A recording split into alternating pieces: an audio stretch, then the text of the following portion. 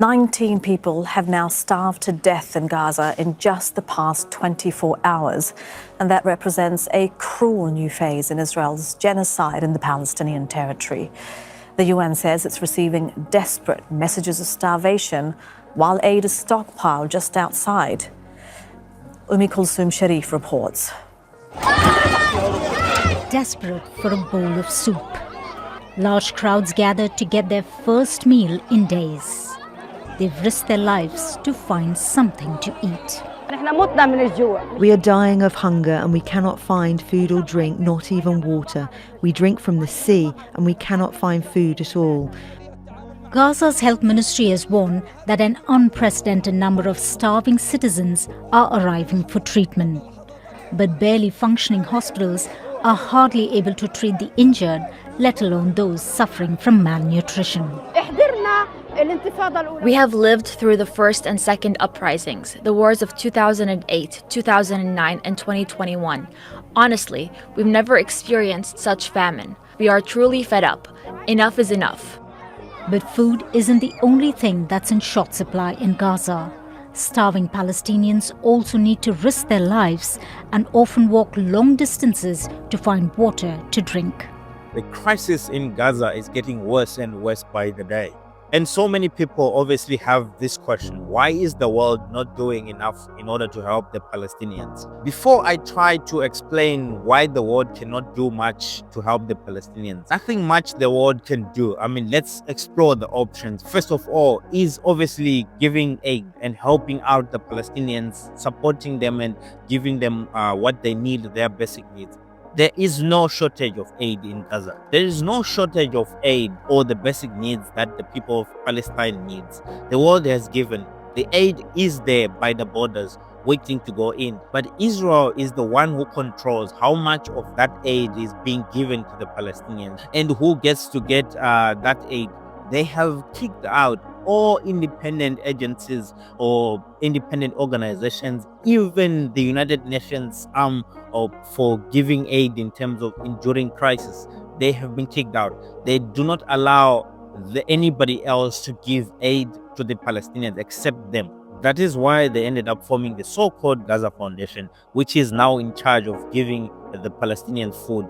That Gaza Foundation is controlled by the Israelis, by the soldiers, and at the end of the day, this is where at those aid centers, when people come desperate to get food, they are getting shot and they're getting killed, they're getting bombed by the Israelis themselves. So in the sense of helping out the Palestinians to get food, there is absolutely nothing the world can do. The world has already given, the food is there, the aid is there, but the Israelis are not allowing enough of that food to go in. They are the ones who control how much of that food gets to be given to the Palestinians. The next option is international law, right?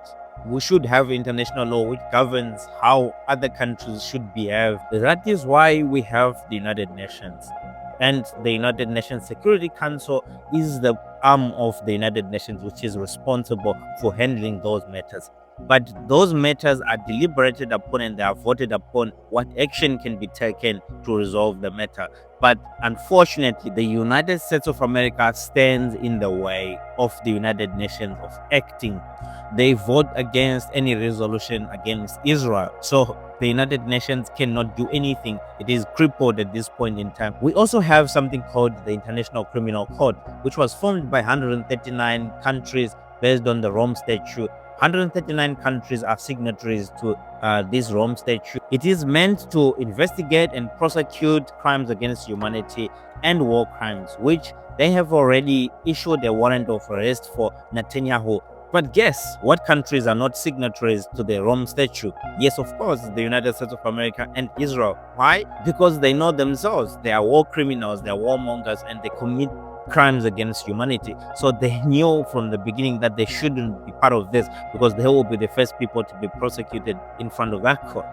Yes, in as much as the ICC have already issued a warrant of arrest for Israel, it also depends on member states to act and take action against these people and arrest them, but which is obviously impossible given the fact that these are strong military powers that you cannot touch. Once you touch them, you're provoking them for war, which no one in the world is willing to do that. And comes the third and final option, military action against Israel. If you literally believe that any other country can actually take action against Israel in this matter, you are not realistic about the world. You are not understanding the power dynamics in the world. Israel is not standing alone. Israel is standing with the United States of America. In fact, from the beginning, from the formation of Israel, if it wasn't for America, Israel would have been destroyed by now, or they would have acted in a different manner. Any military action against Israel, it means you're provoking the United States of America. The United States of America has the most powerful military in the world, unchallengeable. There's absolutely no country in the world willing to take on the United States of America. Yes, there are powerful countries in the world, which is Russia, China, and sometimes North Korea. They can stand and defend themselves if they are provoked by the United States of America. But I don't think they are willing at all to be the ones who provoke the United States of America. Because if you enter into this conflict to try and protect the Palestinians and take military action against Israel, you are literally provoking war with the United States of America. No country in the world is willing to do and is willing to take that risk. That is why the world is paying the price. It is upon us. We should blame ourselves as the world for allowing that to persist, for allowing the United States of America to have the hegemony and the dominance that they have across the world, because that power that we have allowed them to have is now being abused at the detriment of humanity to eliminate and kill other people.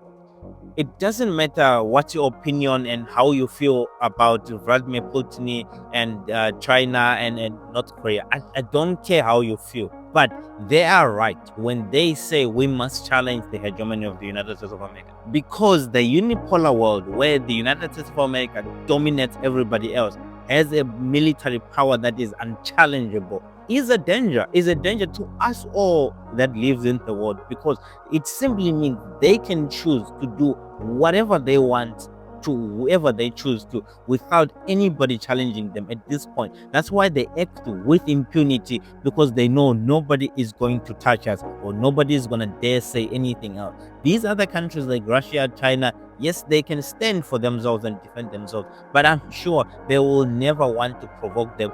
So this is the price that the world is paying now for allowing the United States of America to have that dominance in the world. Now the Palestinians are being eliminated.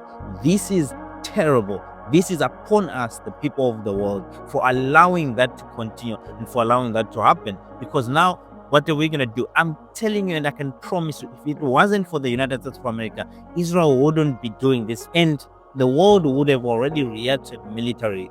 And so many countries would have taken military action against Israel a long time ago, but unfortunately they cannot do that because of the United States of America. So why is the world not doing much to help the Palestinians? Of course, the United States of America is because of the United States of America. The United States of America is the enabler of this genocide. The world cannot do anything because the United States of America is in the way.